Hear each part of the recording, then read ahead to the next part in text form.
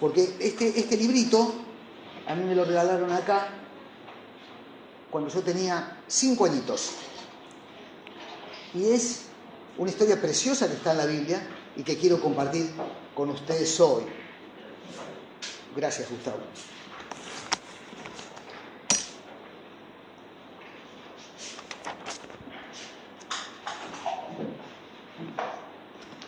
Ustedes saben que los tributos, las tasas, los impuestos, siempre fueron medidas de los gobiernos fiscales, económicas, tomadas para, por distintos tipos de administraciones, resolver los problemas o las dificultades o llevar a cabo las tareas que los gobiernos tuvieron que desarrollar. Siempre estas medidas fueron indispensables, de hecho es lo que nos dicen hasta el día de hoy, pero siempre todo este tipo de medidas fueron medidas impopulares, que nos enojaron. Los romanos, o el Imperio Romano, no fue, con respecto a esto, la excepción. Es decir, Roma extendió de una manera llamativa todo su territorio. Ustedes imagínense en el mapa, si uno pudiera imaginar el mapa del Imperio Romano, vemos lo que es Alemania arriba, abajo llegaron hasta lo que es el norte de África, por un lado lo que es hoy Turquía y en el otro extremo España, es decir, era tremendo el territorio que tenían y ellos cobraban grandes cantidades de impuestos para poder satisfacer la demanda económica que tenía el Estado. ¿Cuál era la demanda económica que tenía el Estado? Bueno, en primer lugar, el ejército. Había que pagar mensualmente el sueldo de semejante cantidad de soldados que estaban diseminados por todo ese territorio, justamente defendiendo las fronteras. Había que construir rutas y había algunas actividades que el Imperio Romano las brindaba de manera gratuita para el pueblo, como por ejemplo los juegos. Por eso los emperadores no solamente preparaban pan y circo para los ciudadanos romanos en Roma, sino que también grandes ciudades o cabezas, capitales, tenían sus entretenimientos, a veces semanales, o mensuales, o anuales, y todos esos gastos de algún lado tenía que el Imperio Romano tenerlo. De hecho, la palabra tributo viene de una palabra latina que es la palabra tribu. ¿Por qué? Porque los romanos le sacaban a las tribus el impuesto para después, en cierta medida, llevar a cabo todos los planes que tenían con esa economía. Ahora, en cuanto a la forma de recaudación, en la época del Señor Jesucristo no estaban los romanos organizados bien. No tenían organizado eso de una manera que a ellos le permitiera estar seguro con respecto a qué era lo que el fisco de aquel entonces podía juntar.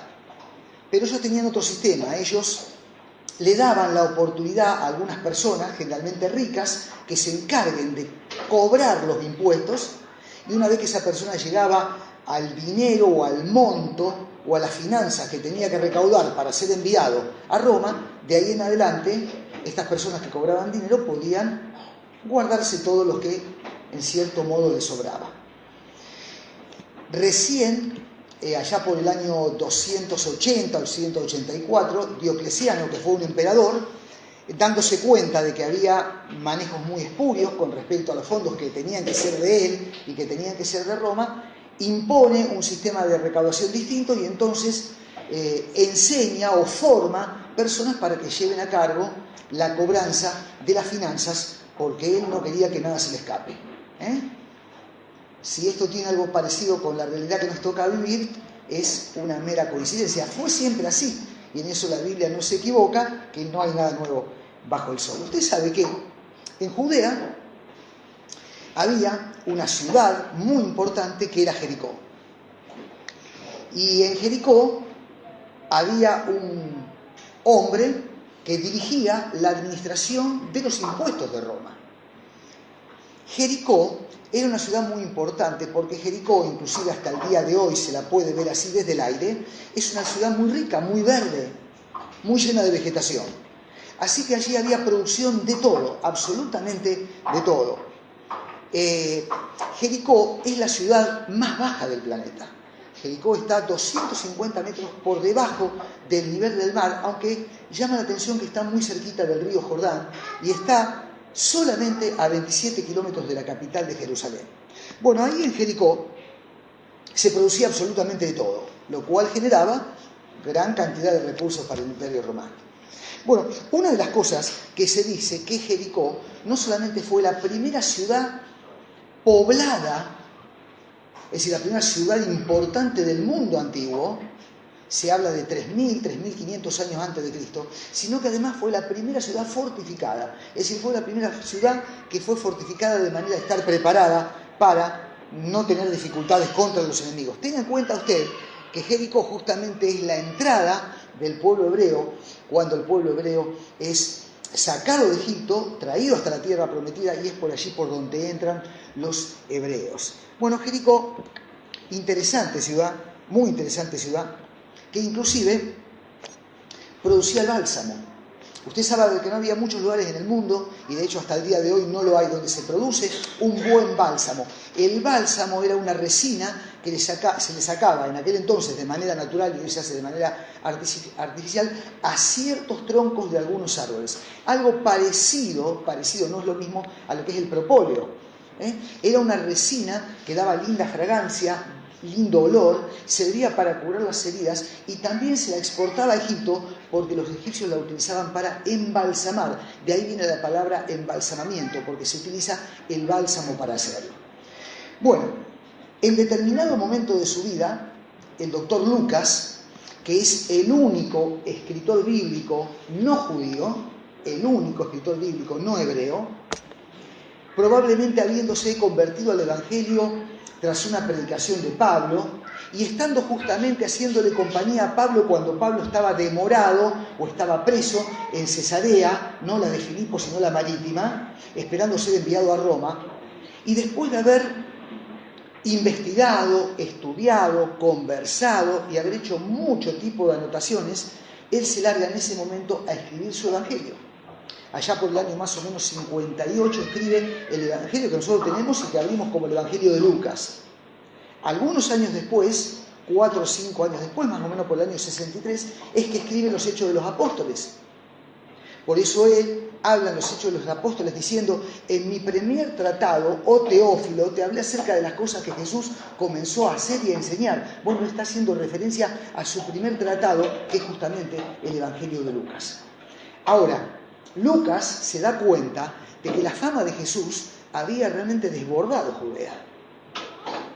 Por eso él cuenta algunas cosas. Yo he anotado algunas. Por ejemplo, él habla de la resurrección de la viuda, del hijo de la viuda de Naín.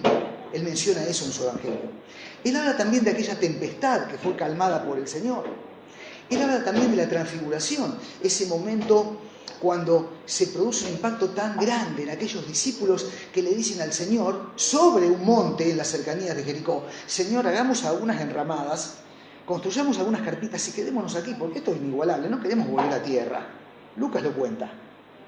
Lucas también cuenta aquella preciosa narración cuando aquella viejita jorobada es curada. Y Lucas también se detiene a contarnos acerca de las parábolas y de aquellos preciosos mensajes cuando el Señor habla justamente del reino y de la llegada del reino.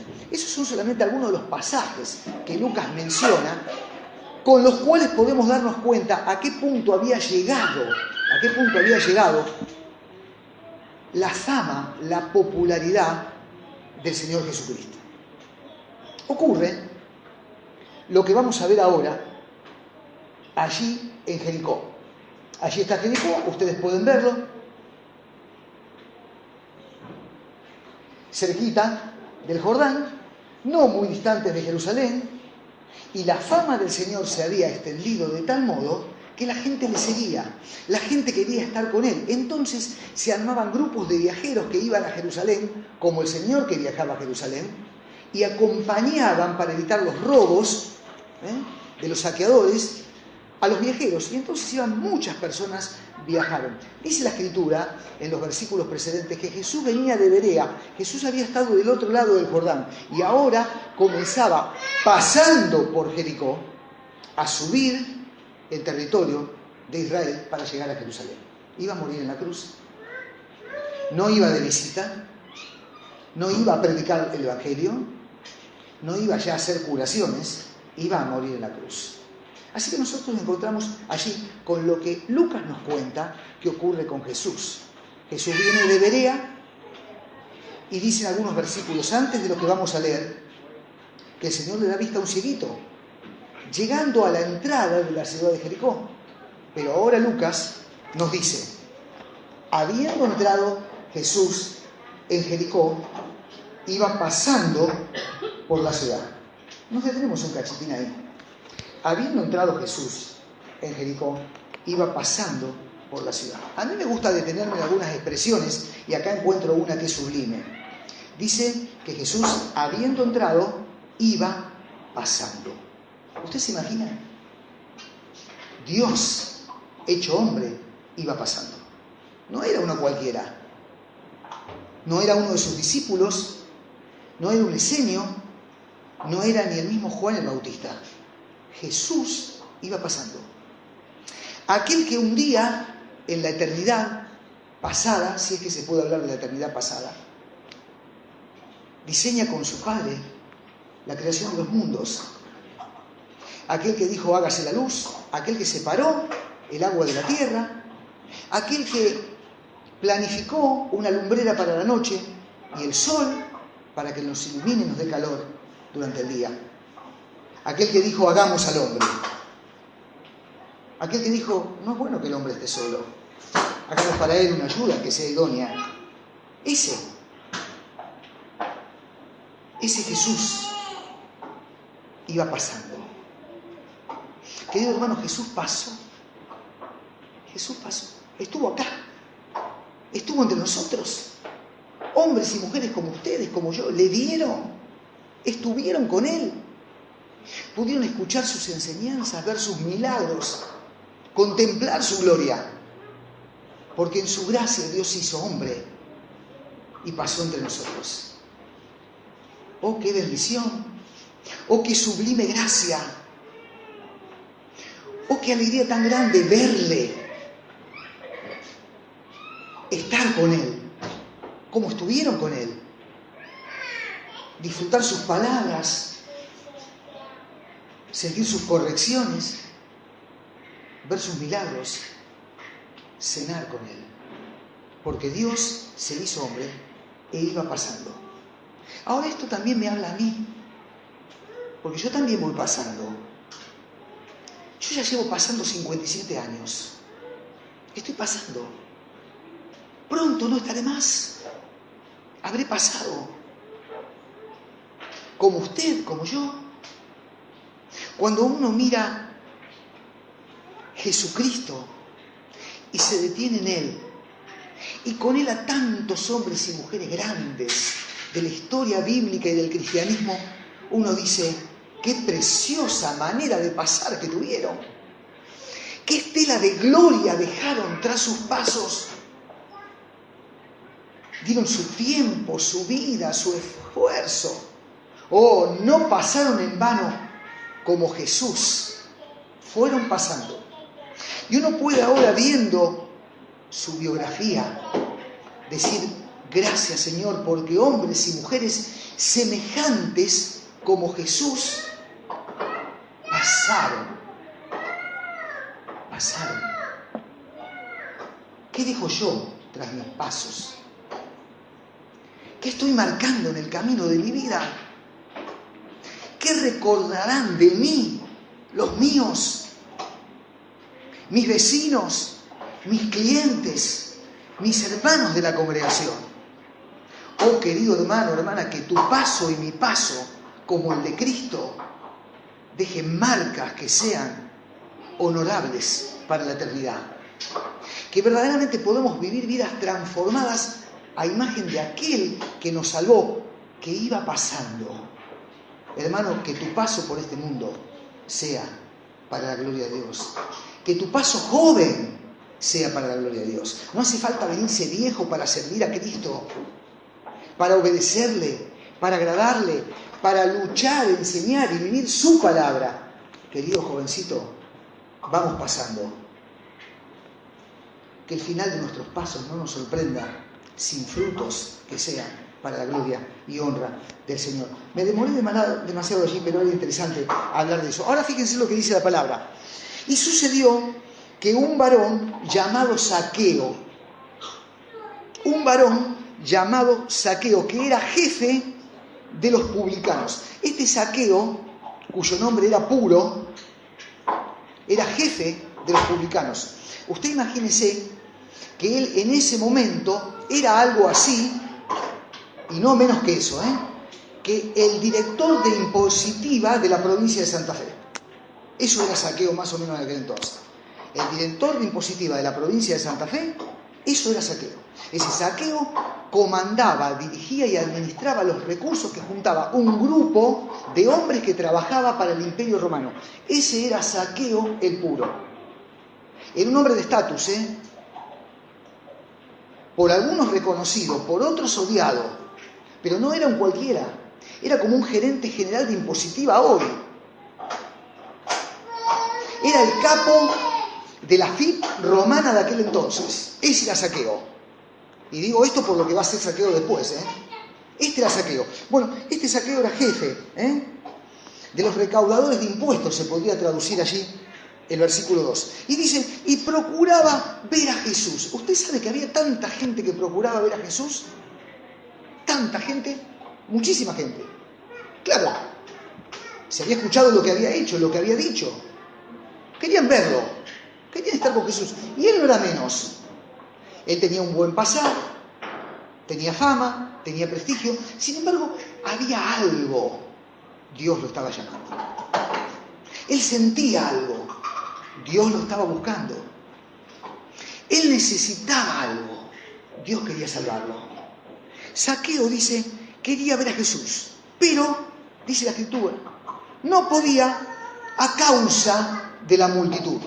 A causa de la multitud. Había muchísima gente que venía con Jesús de Berea, del otro lado del río Jordán. Era un grupo importante. Querían estar cerca de Jesús. Por ahí hacía un milagrito y comían pan. Por ahí decía alguna palabra que era llamativa. Por ahí hacía algún milagro que curaba a algún leproso. Querían estar cerca de Jesús. Algunos porque querían solamente recibir de él bienes materiales, pero otros sentían la atracción que generaba Dios hecho hombre allí. No podía ser menos. Era Dios que caminaba, era Dios que andaba. Bueno, Zaqueo, el recaudador, rico, multimillonario, el jefe, quería ver a Jesús. Ahora fíjense, pero no podía a causa de la multitud. Porque era de estatura pequeño. Era de estatura pequeño. Bueno, yo le voy a decir una cosa, pero no quiero que la tenga del todo en cuenta, pero téngala en cuenta un poquito. La traducción del original del griego es que era pequeño. Como nosotros lo tenemos traducido, y como está en el griego, da la sensación que Lucas podría decir que Jesús era pequeño o que Zaqueo era pequeño. Es decir, en el griego, esa expresión, que no podía ver a Jesús porque era pequeño, en el griego podría ser aplicado a que Jesús era pequeño y por eso Zaqueo no lo podía ver, o a que el pequeño era Zaqueo, petizo, y que en la multitud no podía ver a Jesús. Vamos a seguir con el texto bíblico como lo hemos interpretado y como se ve en la lectura de la Reina Valera, de que el que era pequeño era Zaqueo. Aunque muy probablemente Lucas, sin darse cuenta, nos haya dado un indicio de algo físico de Jesús, que es solo esto en los evangelios, ¿no? Tal vez Jesús era pequeño también, y por eso Zaqueo, que era pequeño, tampoco podía verle. Eso es una salvedad, pero no la tenga del todo en cuenta, no se confunda. Dice, y corriendo adelante, se subió a un árbol, porque era pequeño. El recaudador de impuestos, el jefe de la FIP romana. ¿A ustedes les parece que fue fácil? Se tuvo que hacer lugar entre la multitud, adelantarse inteligentemente en el camino, y se subió a un árbol para ver de arriba del árbol a Jesús. Probablemente en otros árboles, o en el mismo, hubiera otras personas subidas, que también tenían el mismo deseo de ver quién era este que venía. Y ese árbol al que se subió era un sicómoro. El sicómoro es un injerto entre la higuera y la morela. Las higueras que nosotros tenemos aquí, que tienen hojas muy parecidas a las moras, era un injerto al cual Zaqueo se subió. Un árbol despreciado, porque el fruto que daba no lo comían las personas, sino que lo sacaban para dárselo de comer a los cerdos.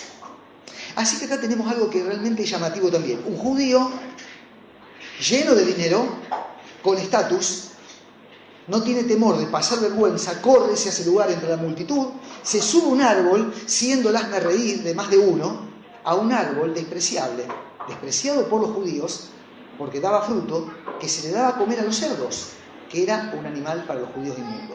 Así que ahí lo vemos al petizo subido al árbol, y está subido allí.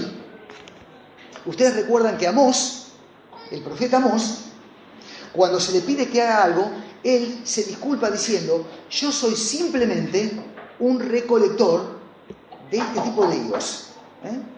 Él juntaba higos también del sicómoro.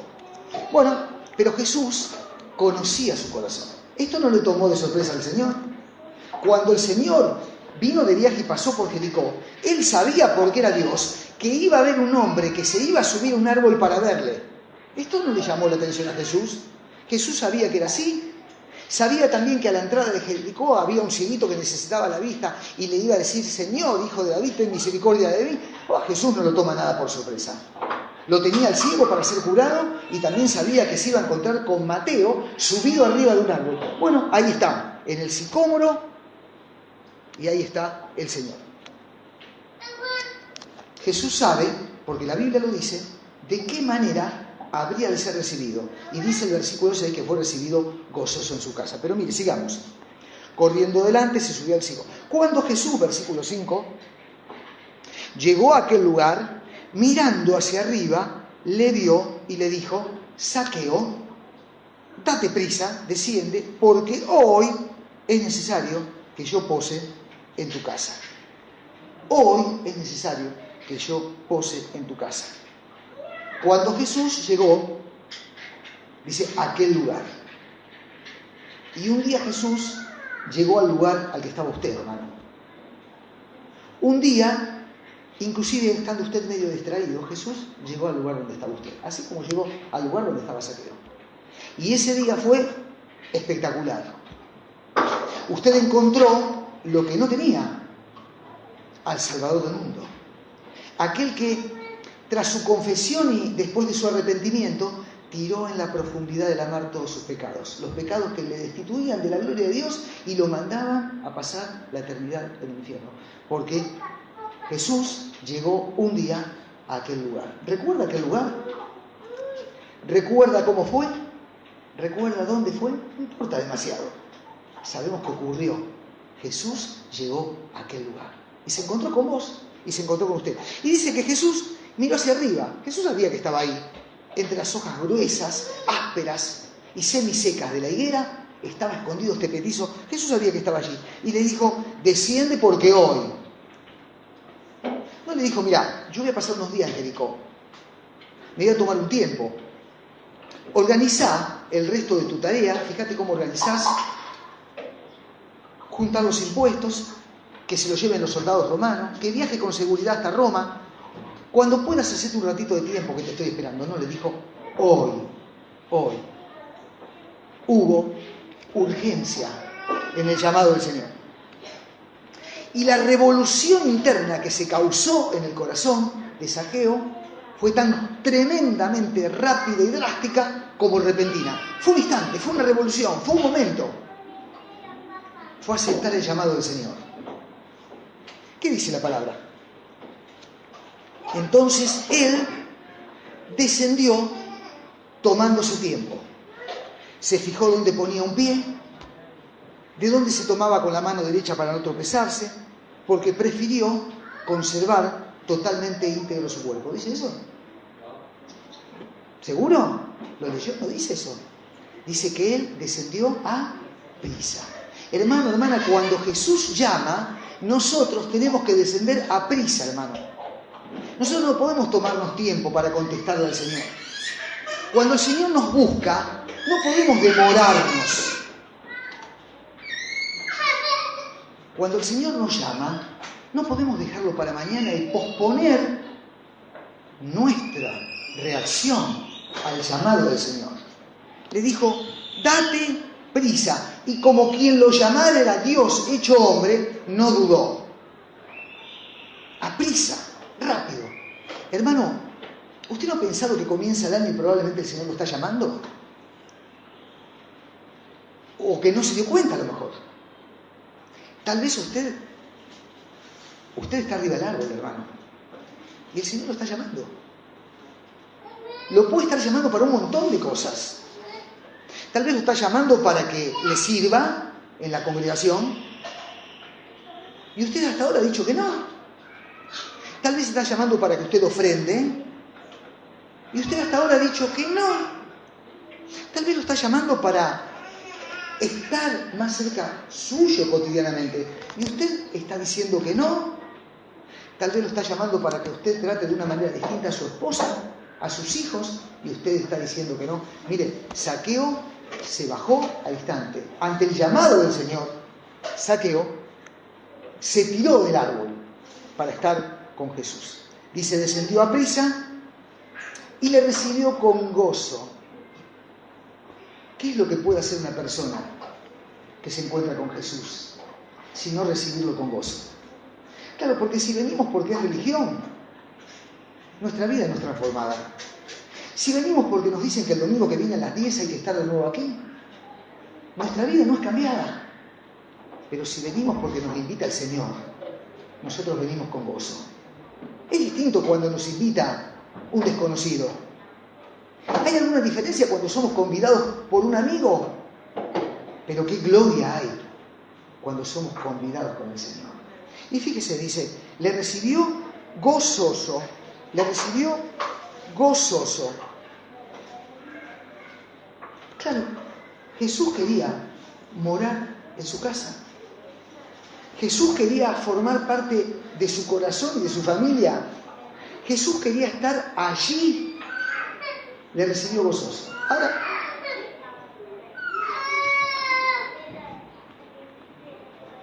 al ver esto, todos murmuraban diciendo que había Jesús entrado a posar con un hombre pecador. Saben que la palabra que se usa ahí es la palabra refunfuñar. Al ver esto, todos se codeaban criticando a Jesús y a Zaqueo. Porque Jesús había entrado a morar en la casa de un pecador. La palabra morar no significa entrar a comer algo. Significa que aquella persona que es huésped puede quedarse allí el tiempo que quiera. Es decir, que cuando Jesús entró, les hizo creer a los otros que por amor a ese hombre estaba dispuesto a quedarse el tiempo que sea necesario.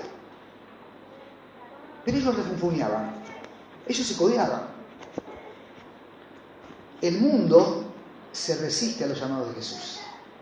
Y querido hermano, cuando usted escuche el llamado de Jesús y se tire del árbol para obedecerle, los amigos, la familia y el mundo va a refunfuñar en contra de usted.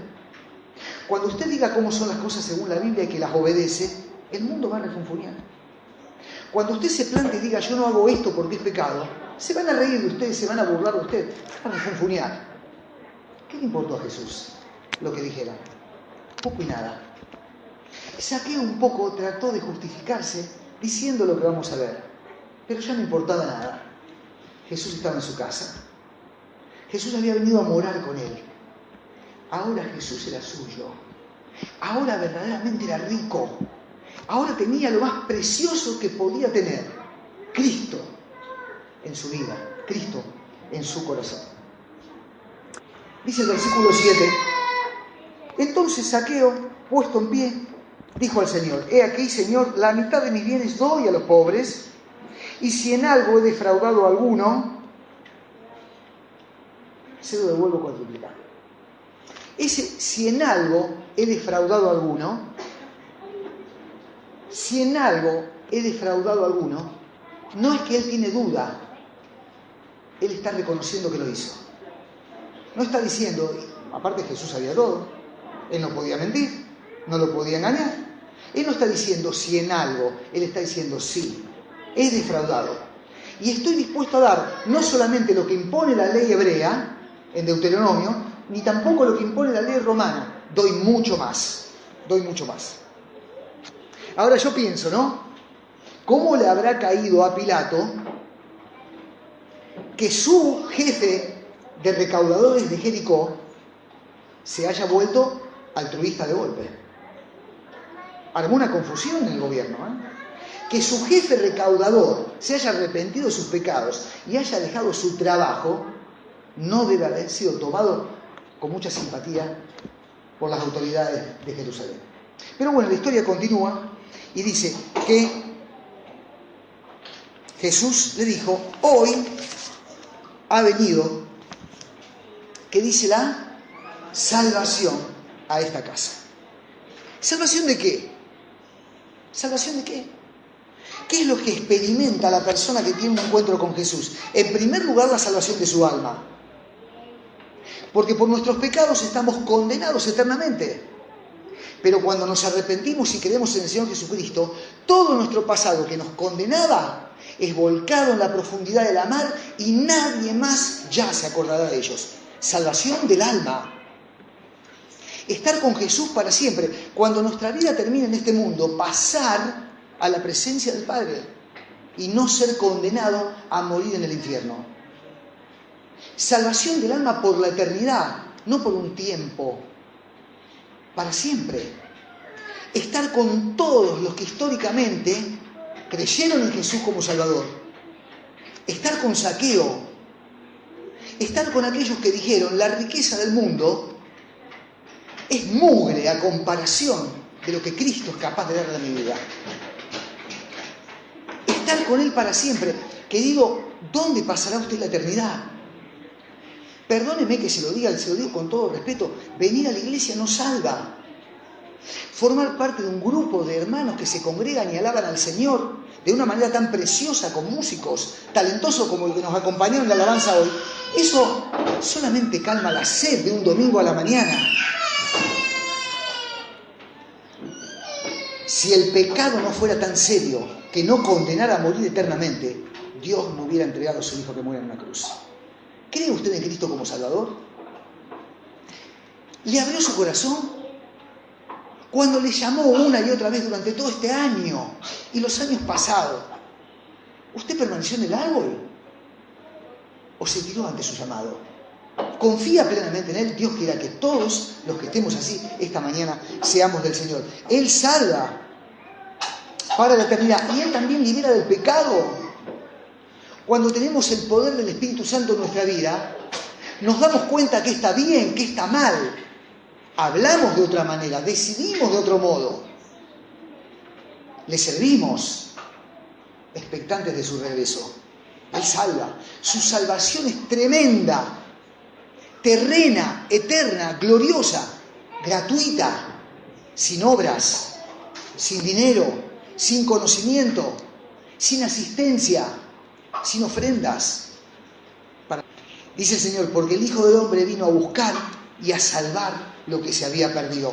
Vino, decíamos al principio, que Jesús pasó. Él vino a buscar y a salvar lo que se había perdido. No a ser un líder religioso, no a fundar una nueva religión, no a cautivar con sus palabras, no para que tengamos un nuevo almanaque antes y después de Cristo. No, Él vino a buscar y a salvar. Y muchos de los que estamos aquí, hoy a la mañana nos volvemos a casa dándole gloria a Dios porque Él nos ha salvado. Perdonó nuestros pecados. Y como hemos cantado, solo en Jesucristo hay libertad. Nuestros domingos son distintos. Nuestras semanas son diferentes. Y procuramos criar a nuestros niños en el temor de Dios, de este Dios que nos ha dejado instrucciones para que podamos agradarle, servirle y llevar a su corazón alegría. Pero porque Él nos ha salvado. Hoy nos volvemos en paz con Dios porque Él nos ha salvado. Los hebreos que escuchaban a Jesús hablar de salvación podían recordar al salmista. Cantaba: voz de júbilo y de salvación hay en las tiendas de los justos. La diestra del Señor hace proezas, la diestra del Señor es sublime, la diestra del Señor hace valentías. El salmista decía: no moriré, sino que viviré y contaré las obras que ha hecho el Señor. El salmista en el Salmo 84 podía decir: mi corazón y mi carne cantan al Dios vivo. Aún por su gracia el gorrión halla casa y la golondrina nido donde poner sus polluelos cerca de tus altares, oh Jehová de los ejércitos. Hermano, usted no es más que una golondrina. Usted es un gorrión. Usted tiene polluelos. La iglesia se preocupa por tener reuniones de preadolescentes, de adolescentes, de mujeres, de hombres, para que todos, las golondrinas, los gorriones y los polluelos, sean enseñados en el amor de aquel, el único que puede dar perdón de pecados y vida. Hermano, no desestime las reuniones, no falte las actividades, no se olvide que los sábados hay reuniones para sus niños. Hermano, Jesús vino a buscar y salvar lo que se había perdido. Dejémosle a los nuestros la mejor herencia, la herencia de saberse salvos por haber confiado en el Señor Jesucristo como único y suficiente Salvador. Para Zaqueo, el problema fue la multitud. No lo dejaba ver a Jesús. Hay una multitud alrededor tuyo, las ocupaciones, la falta de tiempo, las tortas que tengo que hacer y entregar. Hay una multitud alrededor nuestro. El negocio que lo tengo que abrir puntual, la mutual que no me reconoce el gasto. Qué multitud de cosas realmente que nos impiden a menudo ver a Jesús. Hermano, tengamos cuidado con las multitudes que nos rodean. Miremos a Jesús. Era el problema que tenía Zaqueo, pero ¿Zaqueo qué hizo? Se subió al árbol porque deseaba ver a Jesús. Y ahí en el árbol de la fe, en el árbol que le arrimó aquel que podía traerle perdón y vida eterna, en el árbol de la nueva vida vio a Jesús. Y Él nos ha subido a un árbol tan alto que nos permite sentarnos en lugares celestiales junto a Cristo que está en los cielos. Ese es el árbol que ocupamos. De un ropaje de gloria, porque vestidos aún con vestiduras que son distintas a las que tiene el mundo, con vestiduras de santidad, con un follaje diferente a aquel sicómoro, un follaje de gracia. Gracia en la que disfrutamos su cuidado, su paciencia, su amor, su misericordia cada mañana. A veces nos quedamos demasiado en el árbol. A veces estamos tan seguros en el árbol. A veces como que la rama se puso cómoda. Y nos olvidamos que el Señor también a veces nos dice: vení, te necesito, te preciso. Es necesario que hoy more en tu casa. ¿Qué va a hacer usted con Jesús? No se vuelva a casa igual que como ha venido. Ahí donde está, dígale: Señor, perdona mis pecados. Señor, dame vida eterna. Señor, creo en ti. Y para nosotros, queridos hermanos, cuidado con el árbol. Que no nos resulte tan cómodo que nos olvidemos que Él nos está diciendo: vení, bajá, humillate, confiá, entrega toda tu vida, servime, seguime, séme fiel. Querido hermano, hoy el Señor vuelve a decir: hoy es necesario. Hoy es necesario. Volvámonos a casa pensando que Él nos dice a cada uno: hoy, ¿qué cosas hay que cambiar? ¿Qué cosas hay que corregir? ¿En cuáles hay que insistir porque las venimos haciendo bien? Querido hermano, hoy es necesario, dice el Señor. Que el Señor nos bendiga.